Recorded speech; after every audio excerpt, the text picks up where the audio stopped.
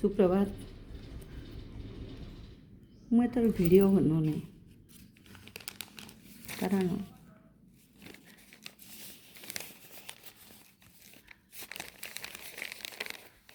କାରଣ ମୁଁ କହିପାରିବିନି। ଛାଡ଼ନ୍ତୁ, ଯାହା ବି ହଉ ମଝିରେ ମଝିରେ କିନ୍ତୁ ମୁଁ ନିଶ୍ଚୟ ଆସୁଥିବି। କିଛି ଭଲ କଥାଟିଏ ପାଇଲେ ଆପଣମାନଙ୍କ ପାଖକୁ ନିଶ୍ଚୟ ପହଞ୍ଚେଇବି।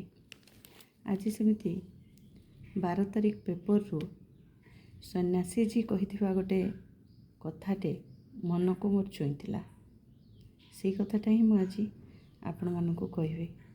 କେହି ଆପଣମାନଙ୍କ ଭିତରୁ ପଢ଼ିଥିବେ ବି ସେ କଥାଟା। କୃତଜ୍ଞତାରେ ଜୀବନ ଜିଅ, କୃତଜ୍ଞତାରେ ଜୀବନ ଜିଅ। ଆମ ଜୀବନ ପ୍ରତି କେବଳ ଆମ ବାପା ମା ବା ଆତ୍ମୀୟଙ୍କର ଯେ ଅବଦାନ ଅଛି ତା ନୁହେଁ। ଆମ ଚାରିପଟେ ଥିବା ଅନ୍ୟ ମଣିଷ, ଏପରିକି ପଶୁପକ୍ଷୀ ସରୀସୃପ ଆଦିଙ୍କର ବି ସମାନ ଅବଦାନ ରହିଛି। ସମସ୍ତଙ୍କର ତ୍ୟାଗ ହିଁ ଆମ ଜୀବନକୁ ସୁଖମୟ କରିଛି। ଦେଶର ବିଶିଷ୍ଟ ବୈଦିକ ସନ୍ଥ ସ୍ୱାମୀ ଶୁଦ୍ଧାନନ୍ଦଜୀଙ୍କ ସହ କଥା ହେଲାବେଳେ ସ୍ୱାମୀଜୀ କହୁଥିଲେ, ଡାକ୍ତର, ଇଞ୍ଜିନିୟର, ଓକିଲଙ୍କ ଠାରୁ ଆରମ୍ଭ କରି ଗ୍ୟାରେଜ ମିସ୍ତ୍ରୀ, ଶ୍ରମିକ, ଟ୍ରଲି ବା ରିକ୍ସାବାଲା ପର୍ଯ୍ୟନ୍ତ ସବୁ ପ୍ରକାର ଲୋକଙ୍କ ଅବଦାନ ଥିବାରୁ ଆମ ଜୀବନ ଭାଗ୍ୟବାନ ହୋଇଛି। ସମାଜରେ ବିଭିନ୍ନ ଲୋକଙ୍କର ଭିନ୍ନ ଭିନ୍ନ ପ୍ରକାର ସାହାଯ୍ୟ ସହଯୋଗ, ସ୍ନେହ ସଦିଚ୍ଛାରେ ଆମ ଜୀବନ ପୂରି ଉଠିଛି। ତେଣୁ ସେମାନଙ୍କ ପ୍ରତି ଆମେ କୃତଜ୍ଞ ରହିବା ଉଚିତ।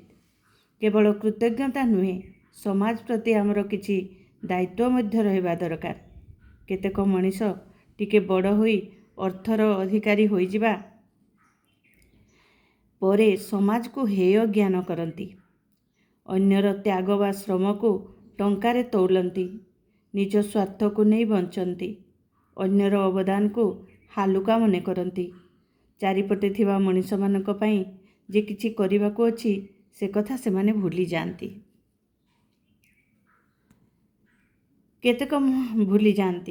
ଏ ମଣିଷ ବୁଝିବାର ଅଛି ଯେ ତୁମେ ଯେଉଁ ରାସ୍ତାରେ ଚାଲୁଛ ସେହି ରାସ୍ତା ତିଆରି କରିବାକୁ ଅନେକ ଶ୍ରମିକ ଝାଳ ବୁହାଇଛନ୍ତି। ଯେଉଁ ପୋଷାକ ପିନ୍ଧିଛ ସେଥିରେ ଅନେକ କାରିଗରଙ୍କ ଶ୍ରମ ରହିଛି। ଯେଉଁ ଶିକ୍ଷାନୁଷ୍ଠାନରେ ତୁମେ ପଢ଼ୁଛ ବା ପାଠ ପଢ଼ିଲ ସେଠାରେ ଅନେକ ଶିକ୍ଷକଙ୍କ ବୌଦ୍ଧିକ ଶ୍ରମ ରହିଛି। କେହି ଜଣେ କାରଖାନାଟିଏ ବସେଇଥିଲେ ବୋଲି ତୁମେ ସେଠାରେ ଇଞ୍ଜିନିୟର ବା ଶ୍ରମିକ ଭାବେ କାମ କରୁଛ। ଆମ ଜୀବନ ପ୍ରତି ଏ ସୃଷ୍ଟିର ପ୍ରତିଟି ବନଲତା, ପାହାଡ଼, ପର୍ବତଙ୍କର ବି ଆଶୀର୍ବାଦ ରହିଛି। ମାଟି, ପାଣି, ପବନ, ଅଗ୍ନି, ଆକାଶ ଅଛନ୍ତି ବୋଲି ତ ଆମ ଜୀବନ ଅଛି। ଏଗୁଡ଼ିକୁ କ'ଣ ଆମ ବାପା ଜେଜେବାପା ତିଆରି କରିଛନ୍ତି? ନା, ଆମ ପାଇଁ ପରମାତ୍ମା ଏସବୁ ଖଞ୍ଜି ଦେଇଛନ୍ତି। ଯେଉଁ ମଣିଷ ଏସବୁକୁ ଅସ୍ୱୀକାର କରି ଜୀବନ ଜିଏ ସେ ନାସ୍ତିକ, ଅକୃତଜ୍ଞ। ଅନ୍ୟର ଅବଦାନକୁ ଟଙ୍କାରେ ଗଣନା କରୁଥିବା ସେଭଳି ଲୋକଙ୍କୁ 5-10 ଲକ୍ଷ ଟଙ୍କା ଦେଇ ଏକ ମରୁଭୂମି ବା ଘଞ୍ଚ ଜଙ୍ଗଲରେ ଛାଡ଼ି ଦିଆଗଲେ ମାତ୍ର 2-4ଟା ଦିନରେ ଠିକ୍ ବୁଝିଯିବେ ଯେ ସମାଜ ଦ୍ୱାରା ଆମ ଜୀବନ କେତେ ପ୍ରଭାବିତ। ପ୍ରତି ମୁହୂର୍ତ୍ତରେ ଏକ କୃତଜ୍ଞତାପୂର୍ଣ୍ଣ ଜୀବନ ଜୀଇଁବା ହେଉଛି ସବୁ କାମ ପାଇଁ ସମସ୍ତଙ୍କୁ ଅନ୍ତତଃ ଧନ୍ୟବାଦଟିଏ ଦିଆଯାଇପାରେ। କେବଳ ମଣିଷକୁ ନୁହେଁ, ଟିକେ ଉପରକୁ ଉଠି ପରମାତ୍ମାଙ୍କୁ ବି ପ୍ରତିଦିନର ଧନ୍ୟବାଦ ଦିଆଯାଉ। କୃତଜ୍ଞତାପୂର୍ଣ୍ଣ ଜୀବନଟିଏ ଜୀଇଁଲେ କି ଆନନ୍ଦ ମିଳେ, ଅନ୍ତତଃ ସପ୍ତାହଟିଏ ସେଭଳି କରି ଅନୁଭବ କରାଯାଇପାରେ। ପୂଜାପାଠ ନୁହେଁ, କୃତଜ୍ଞତାପୂର୍ଣ୍ଣ ଭାବନା ହିଁ ପରମାତ୍ମାଙ୍କର ଶ୍ରେଷ୍ଠ ପୂଜା। ବହୁତ ଭଲ କଥାଟିଏ ପ୍ରକୃତିରେ କହିଥିଲେ ସେ। ଆମେ କିନ୍ତୁ ଥରେ ଥରେ ଏସବୁ କଥାକୁ ଭୁଲିଯାଉ। ଭୁଲିଯାଉ କହିଲେ ତ ନୁହେଁ, ପ୍ରକୃତିରେ ଭୁଲି ନଥାଉ। ଆମେ ସେ କଥାଟା ମନକୁ ଆଣିନଥାଉ। ମନ ଭିତରେ ଥାଏ କିନ୍ତୁ ଆମେ ବାହାରେ ପ୍ରକାଶ କରିନଥାଉ।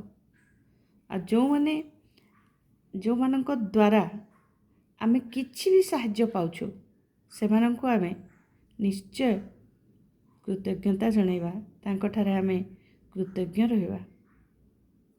କଥାଟା ଆପଣମାନଙ୍କୁ ନିଶ୍ଚୟ ଭଲ ଲାଗିଥିବ। ଏଇଠି ଆମର ସବୁ ଓଡ଼ିଶାର ବରପୁତ୍ରମାନଙ୍କର ଚିତ୍ରଟି ମୁଁ ଆଜି ଦେଖିଛି। ସମସ୍ତେ ଏମାନଙ୍କୁ ଆପଣମାନେ ପ୍ରାୟ ଜାଣିଥିବେ। ରହୁଛି। ରାଧେ ରାଧେ, ସୁପ୍ରଭାତ।